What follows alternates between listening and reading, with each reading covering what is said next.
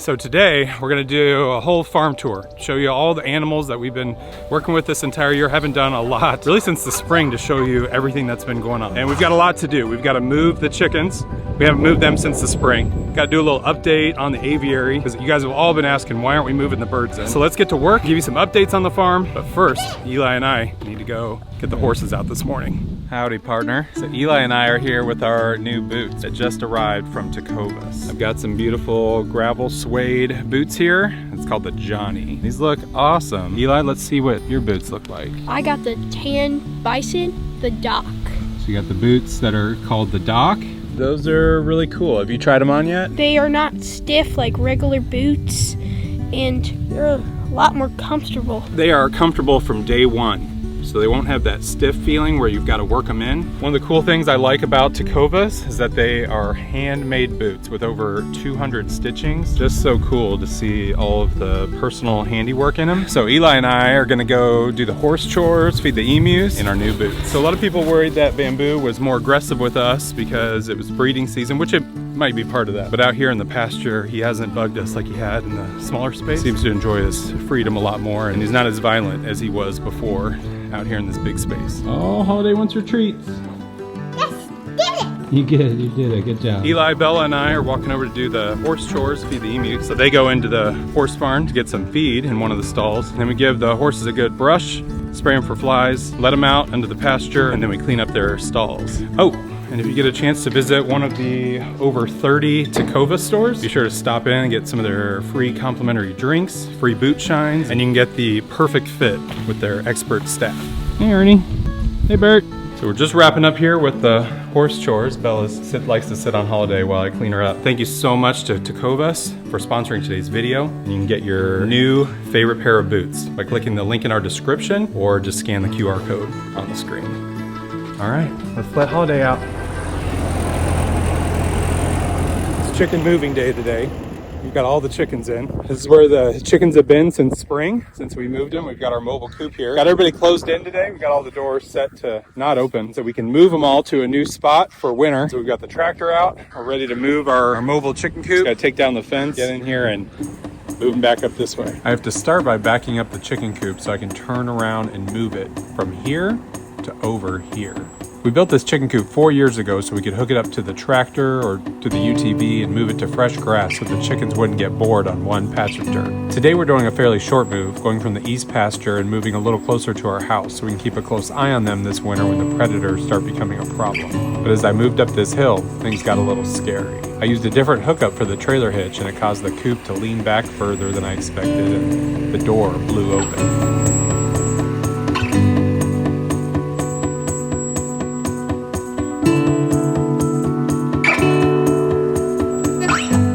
Oh my gosh, the only thing holding this coop from falling backwards and crashing is the one connection on the trailer hitch on the back of the tractor. That was a close call.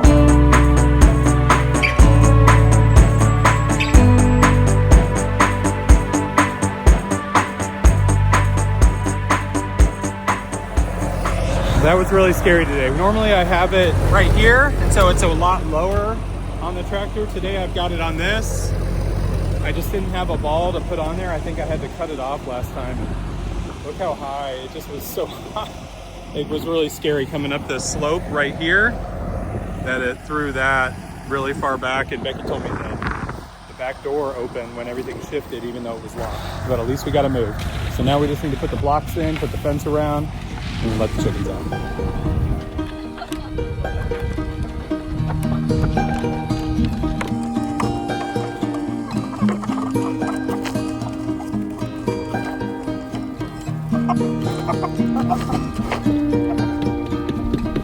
So the first coop took us the longest. It took us a little over an hour. So now we've got to get all the rest of the coops all moved around here, get one long line, or try to get them around this area to make it really nice and easy to come do chores in the morning with all of them. We've got 12 more coops to go, but most of them are a little smaller than this. There's Dove. They're almost as big as Dove.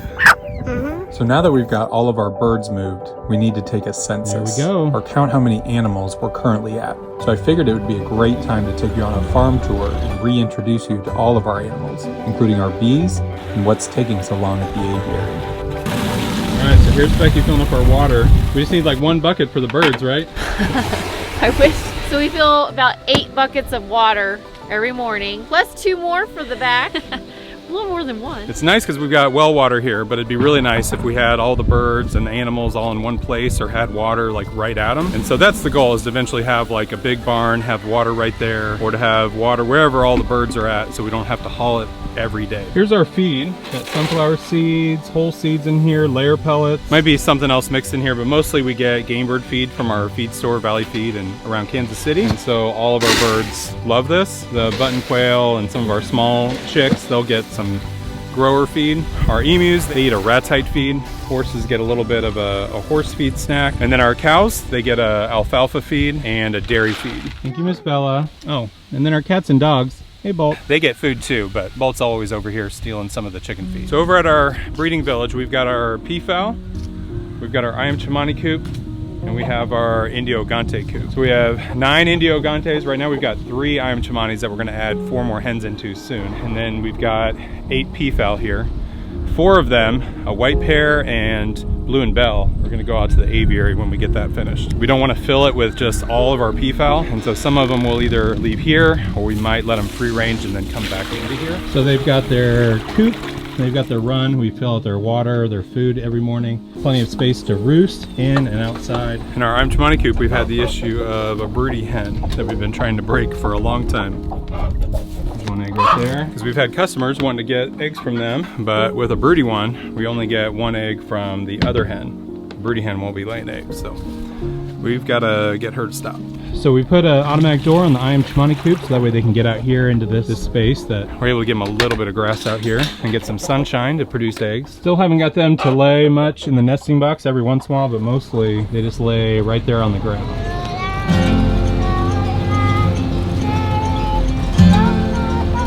So yesterday we moved our 12 coops over here, moved into a new spot. So they've got fresh grass, they're closer to the house, so we can keep a better eye on them. Predators can't come in from the woods down where they're further away from us. Last year we had them on the west side and the north side of our garden, and this year we've got them, just moved them around the east side here. So we got our bantam flock here. We got some of our specialty chickens and some of the bantams, some small silkies. I think we got some Polish chickens in here.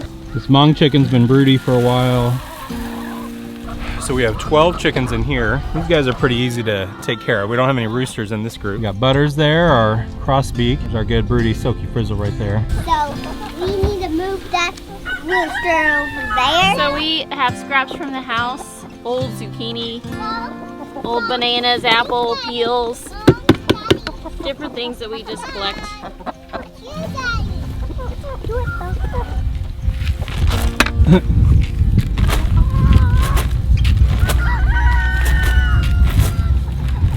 Now come do it over here.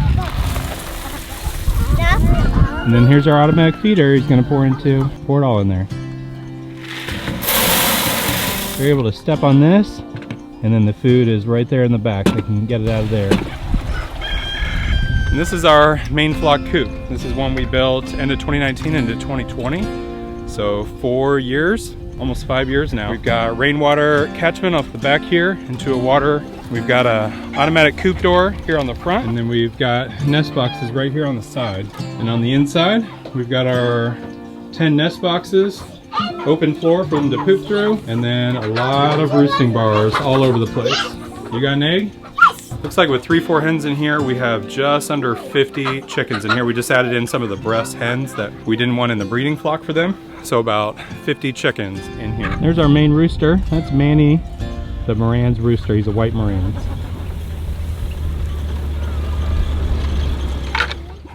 So in this area, we've got our big ducks. We've got 7 ducks back here. We've got a couple roosters that just didn't fit in with some of the other rooster flocks. We've had a lot of these ducks down on the pond in past years. This didn't work out great. They eventually got picked off by predators, and so we had to get the remaining 4 or 5 that we had and bring them up here because they wouldn't go in at night and they kept getting picked off.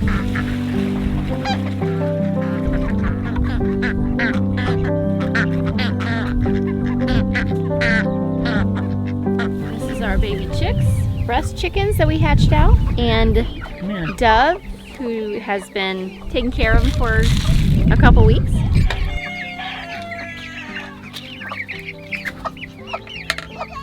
Down the rest of the coops here, we've got 2 with pheasants, and we've got 2 with mandarin ducks. We've got our 3 pheasants. We don't hatch out a lot of them right now. We hatched out 3 this year. I think we've got a pair in there. We've got our 5 red golden pheasants in here that are gonna move to the aviary. We've got our 8 mandarins in here that'll move to the aviary. There's 3 standard pairs and 1 white pair. And then we have all of our young mandarins. We've got a standard pair, a white pair, and then 3 males. And all of our young mandarins and pheasants, we'll have them available on our website if that's something you'd like to buy from us.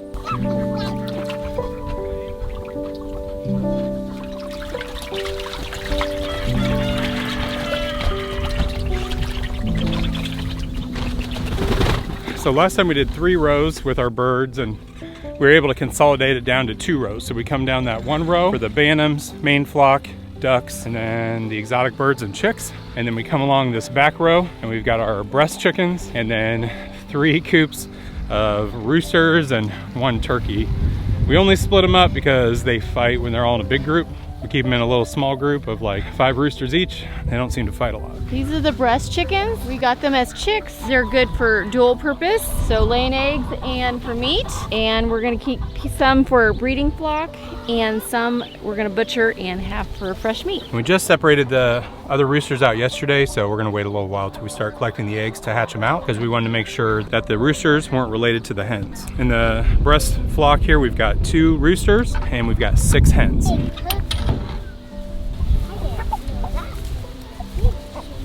On some of the coops, we use these feeders.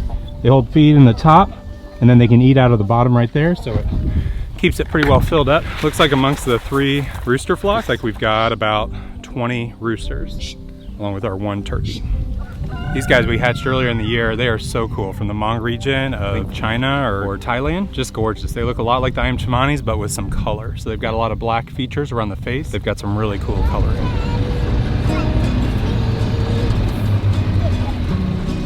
So we're coming over to the cow area. I'm turning on their water. I just fill up their bucket. We used to have a float valve, but it hasn't been working well, so I just turn on their water and top it off each time we come out. Pouring out. I need to get an automatic water for these guys, but this one busted off.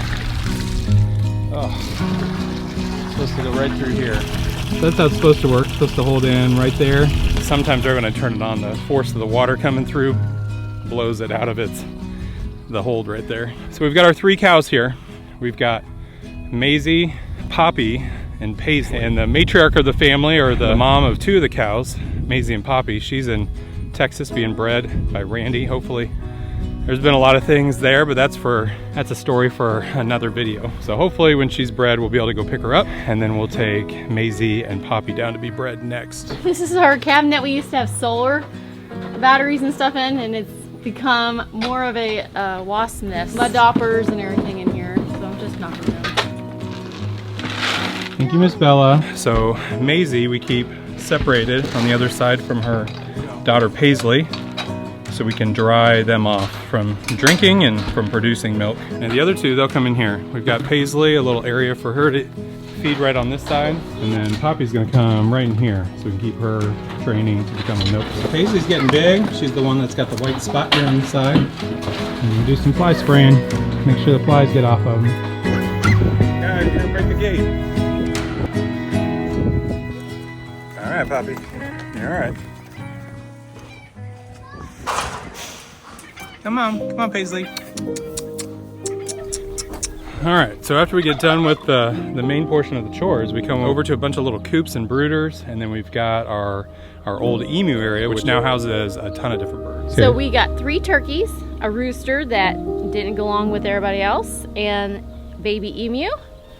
We need a name for him. And on that side, a young flock of Ayam Chimanis. We just let them out yesterday. We set their door to open, and they've been in that coop for a while since the turkeys and emus have been in with them. They're about 3.5, almost 4 months old. Pretty soon I'll be able to move them in with the 3 in the Ayam Chimani flock. So we've got our 3 turkeys, our 1 kind of smaller emu that's getting bigger, our 1 rooster, and then we've got our 6 Ayam Chimani chickens on the other side. And we get a lot of questions, do we still have our pigeons? No, we had 3 or 4, and then hawks, I think, came in the yard and attacked a couple of them, and 1 or 2 of them flew off. And so we see them occasionally come back. Since they left and weren't sticking around, we end up putting some other birds in these coops. So we have some Iamchimanis in here, I think mostly hens. And these are from our own stock that we hatched. We've got some button quail here. This is our original flock. They're getting a little older. We're keeping them out here in this coop outside. We've got some other birds here we'll tell you about in our next video. And then we've got our pea chicks, the 2 that we hatched not too long ago. Hop along there. And then in our brooder or button quail shed, we've got most of our birds moved out of here. We just have button quail in here. We've got 15 button quail in here. This is our main group of breeders right here. And then we've got some young ones.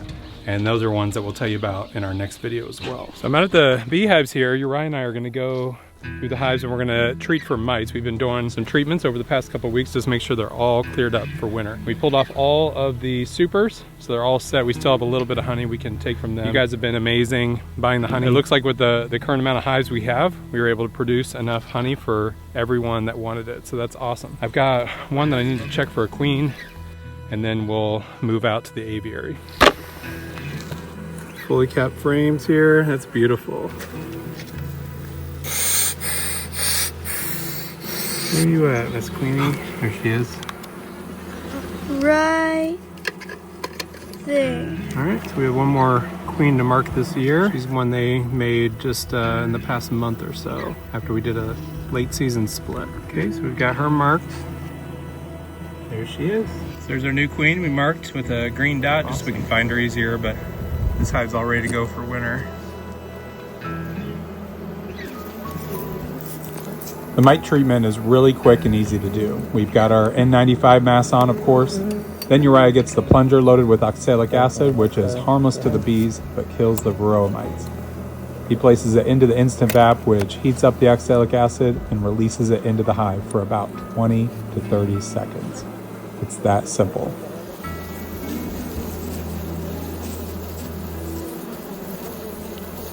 Ooh. All right, so we've got 2 treatments in the past week. So I need to do one more treatment and I think I'll be all set before winter for the bees. How's your hive doing? Good. Looks like it's doing pretty good. Lots of bees. Mm-hmm. Make it till spring, right? Yeah. Show Daddy you were eating a carrot. What are you eating?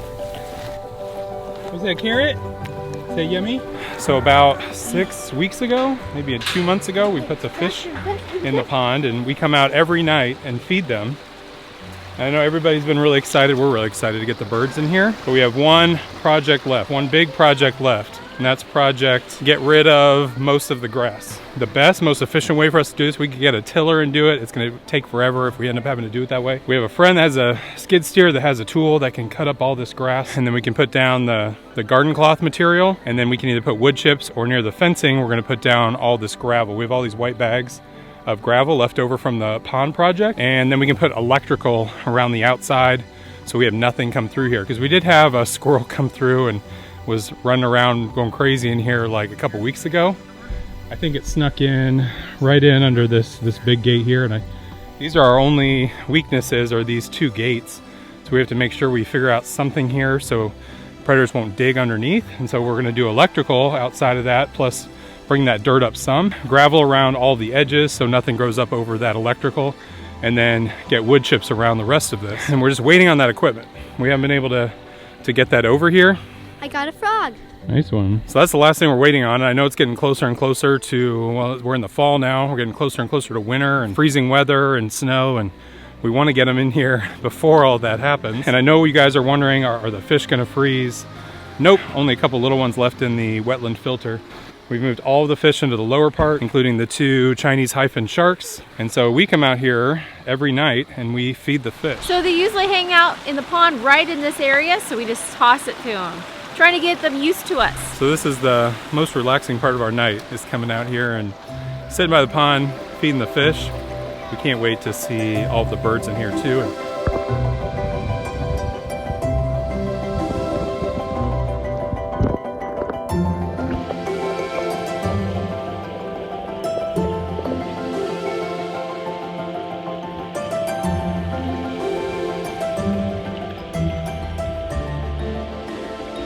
So this whole video we've been counting up all of our animals. In the pond we think we have about 40 fish now. I forgot to mention the emus and the horses at the beginning. We have 2 horses, Holiday and Chip, and 5 emus after counting the little one already, along with our dog Joey and 5 cats, Tiger, Bear, Bolt, and our new cats Midnight and Mittens. We have a total of 276 animals. So that's it. That's our what'd you guys think? And what do you think we can do to finish the aviary and keep the predators out and keep our birds and fish in? Let me know.